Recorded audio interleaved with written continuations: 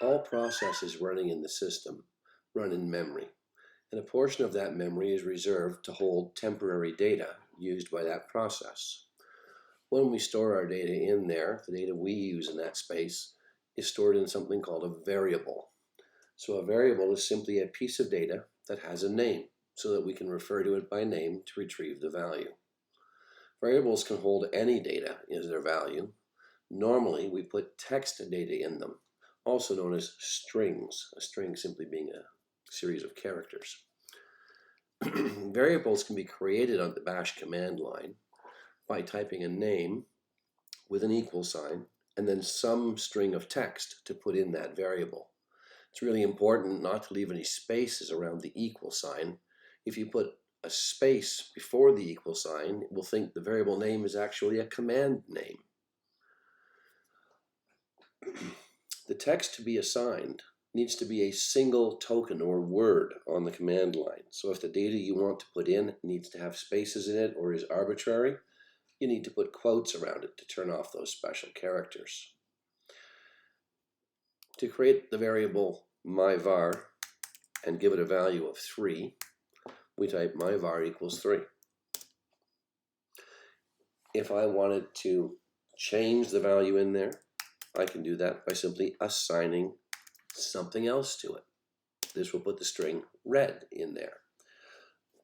And when the 3 went in, the 3 was not treated as a number. It was just text.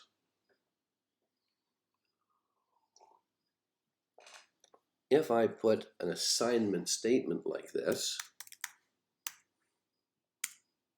and a space, and then something additional,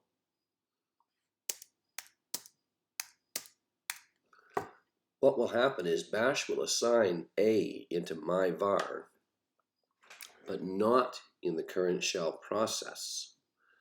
It will try to start a new process to run the command E space I space O space U. In other words, the rest of the command line will be treated as a command. The variable myvar will be created in that command, and it will have the value A, and it won't be in this shell. So if I wanted to have all the vowels in a variable, the correct way would be variable name equals sign quotes, all the vowels with the spaces, treated as a single word because it's all inside quotes. And that will create my variable I wanted to have. Using variables is very simple. Anywhere that you would put text in on a command line, you can put dollar and a variable name, and it makes a substitution and takes whatever was in the variable and puts it on the command line there. If you specified a variable that does not exist or is empty, that variable name with the dollar sign is still removed from the command line, and simply nothing is substituted there. So if I wanted to see what was in myvar, I could say echo $myvar, which says look up what's in myvar, stick it on the command line here, and I'll see the last thing that I put in that variable. If I were to say myvar equals and put nothing, so in other words I create an empty variable,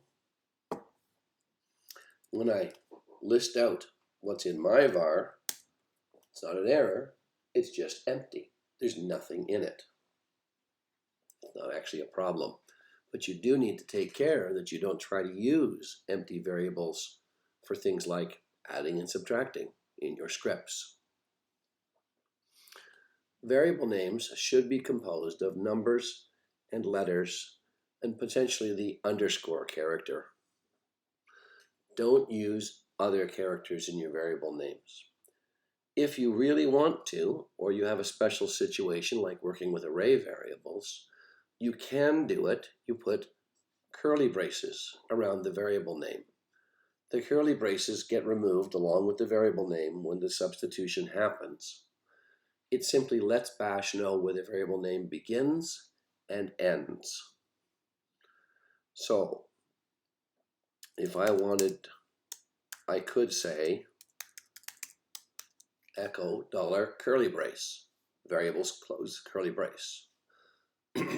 That means the variable name is vowels, and it will go ahead and work just like normal. If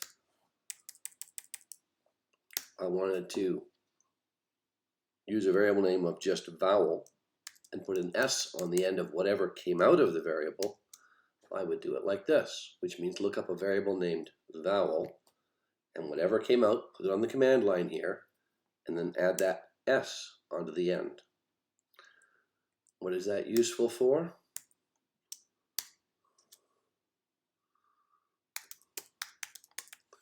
Adding text to what's inside of a variable.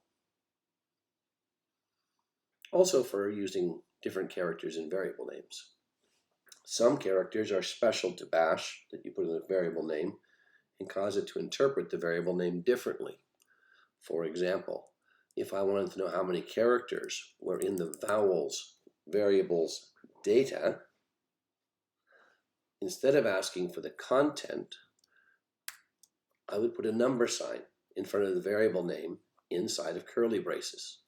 This means instead of retrieving the content of variables, return how many characters are in there. And I'll find out there's 9 characters in there. In the examples on the slides, you'll notice some of those things have square brackets with numbers. Special characters to be aware of. So stick to numbers, letters, and the underscore for your variable names. Variable names are also case sensitive.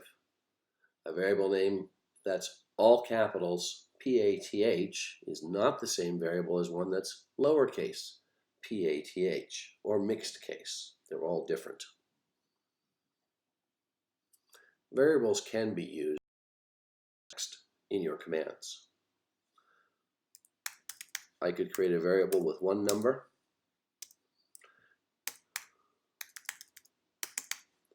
another variable with a different number, and then I could use those inside an arithmetic statement.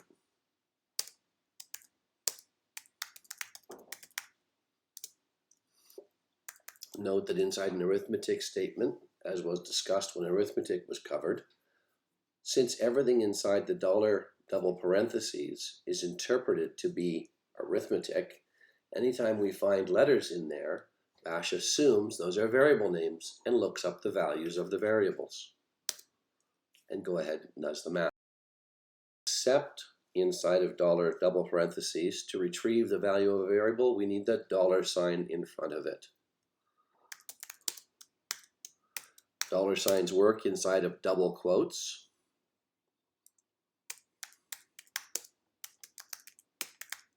So we can build strings of text inside of our double quote that includes the content of variables. The content of the variable myvar will be substituted into this sample line. Then all of that text inside the quotes will be interpreted as a single token and given to the echo command to print out.